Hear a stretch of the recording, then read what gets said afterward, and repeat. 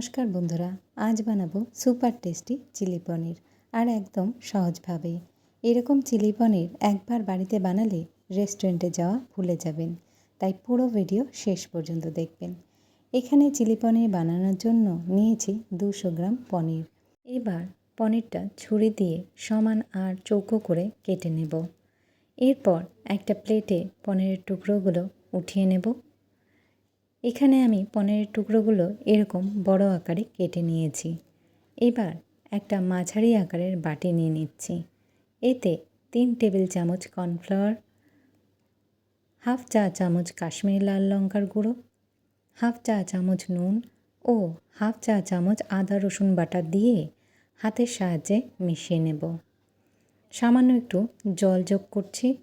এবার জল দিয়ে ব্যাটারটাকে ভালো করে মিশিয়ে নিচ্ছি। এরপর পনিরের টুকরোগুলো ব্যাটারের মধ্যে দিয়ে হালকা হাতে মিশিয়ে নেব, যাতে পনিরগুলো ভেঙে না যায়। আপনারা এটা চামচ দিয়েও মিশিয়ে নিতে পারেন। এরপর একটা প্লেটের সাহায্যে ঢেকে পনিরগুলোকে 10 থেকে 15 মিনিট রেখে দেব, যাতে সমস্ত উপকরণ পনিরের গায়ে লেগে যায়। এর পাশাপাশি চিলি পনিরের জন্য নিয়েছি চৌকো ও সমান করে কাটা পেঁয়াজ, ক্যাপসিকাম, রেড বেল পেপার ও ইয়েলো বেল পেপার। এখানে সব সবজিগুলোই হাফ কাপ পরিমাণ মতো কেটে নিয়েছি। এবার একটা সসের মিক্সচার তৈরি করে নেব।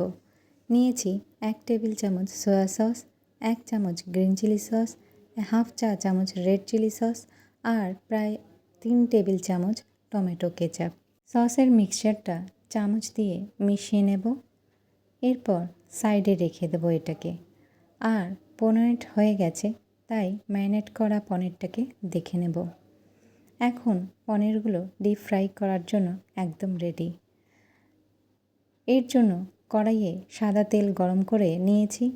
এবার পনিরগুলো সাবধানে একটা একটা করে এইভাবে ছেড়ে দেব। আর 2 মিনিট মতো মিডিয়াম ফ্লেমে পনিরগুলো উল্টে পাল্টে ভেজে নেব।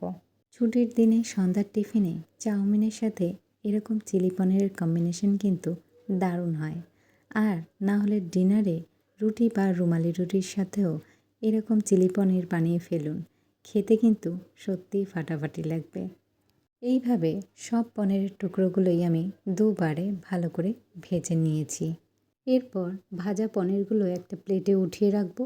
আর কড়াইতে অতিরিক্ত তেল সরিয়ে রেখে কড়াইতে 2 টেবিল চামচ তেল দিয়ে বাকি রান্নাটা করে নেব। এবার তেলে 1 চামচ মিহি করে কোচানো আদা দিয়ে কয়েক সেকেন্ড ভেজে নেব। এরপর এর সাথে দিয়ে দেব 2 টেবিল চামচ রসুন কুচি আর রসুনটাকে দিয়েও কয়েক সেকেন্ড ভেজে নেব। এখন এর সাথে দিয়ে দেব 2টো কাঁচা পাকা লঙ্কা কুচি। আদা রসুন আর কাঁচা লঙ্কা হালকা ভেজে নিয়ে এর মধ্যে বাকি সবজিগুলো দিয়ে দেব। দিয়ে দিচ্ছি পেঁয়াজ, ক্যাপসিকাম, হলুদ রঙের বেল পেপার আর লাল রঙের বেল পেপার। এবার সবজিগুলো দিয়ে হাই ফ্লেমে 1 মিনিট ধরে নেড়ে চেড়ে হালকা ভেজে নেব। এরপর এর মধ্যে দিয়ে দেব 1 কাপ পরিমাণ মতন জল।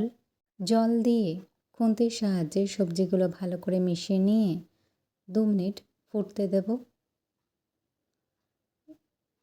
জলটা ফুটে উঠলে এর মধ্যে এখন দিয়ে দেব সসের মিক্সচারটা। বাটির মধ্যে সামান্য একটু জল মিশিয়ে সেই জলটাও দিয়ে দিচ্ছি। এবার একে একে বাকি উপকরণগুলো অ্যাড করব। এখন এর মধ্যে দিয়ে দেব 1 চা চামচ ভিনেগার। এরপর এর মধ্যে দিয়ে দিচ্ছি পরিমাণ মতো নুন আর হাফ চা চামচ চিনি। এরই সাথে দিয়ে দিচ্ছি হাফ চা চামচ গোলমরিচ গুঁড়ো আর সবশেষে দিয়ে দিচ্ছি 1 টেবিল চামচ কর্নফ্লাওয়ার গোলা জল। কর্নফ্লাওয়ারটা দিয়েই খুন্তি দিয়ে ভালো করে মিশিয়ে নেব। এরপর দেখো গ্রেভিটা কতটা ঘন হয়ে এসেছে। এই পর্যায়ে এখন দিয়ে দিচ্ছি ভেজে রাখা পনিরের টুকরোগুলো। পনিরের টুকরোগুলো দিয়ে রান্নাটা আরও 2 মিনিট লো টু মিডিয়াম ফ্লেমে হতে দেব। তাহলে তৈরি করে নিলাম সুস্বাদু চিলি পনির। আর এরকম চিলি পনির বানিয়ে নিলে রেস্টুরেন্টে যাওয়া ভুলে যাবেন। আর এবার ফ্লেমটাকে অফ করে দেব আর গার্নিশ করব সামান্য ধনেপাতা কুচি দিয়ে। তাহলে বন্ধুরা, আজকের রেসিপি কেমন লাগলো তা অবশ্যই আমাকে কমেন্টের মাধ্যমে জানাবেন।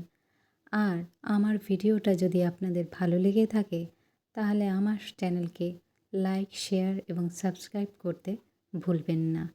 ধন্যবাদ।